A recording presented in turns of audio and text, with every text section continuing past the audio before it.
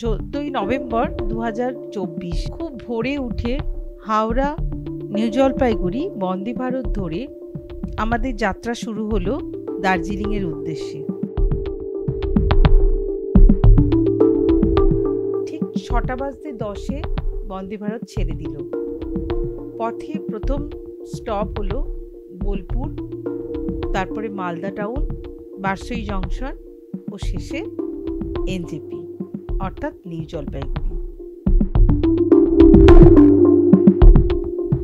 New Jalpaiguri স্টেশনে নেমে প্রায় 1 কিলোমিটার মতন হেঁটে আমাদের পার্কিং লটে পৌঁছালাম।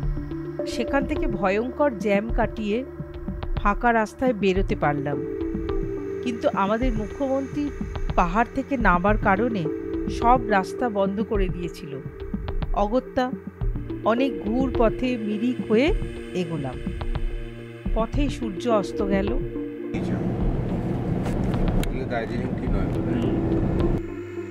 মিরিক লেকে দাঁড়িয়ে ছবি তোলা ও সামান্য হাত পা ছাড়িয়ে নেওয়ার পর আমরা সেখান থেকে আবার গাড়ি স্টার্ট করে প্রায় রাত 8টার সময় পৌঁছলাম হোটেলে।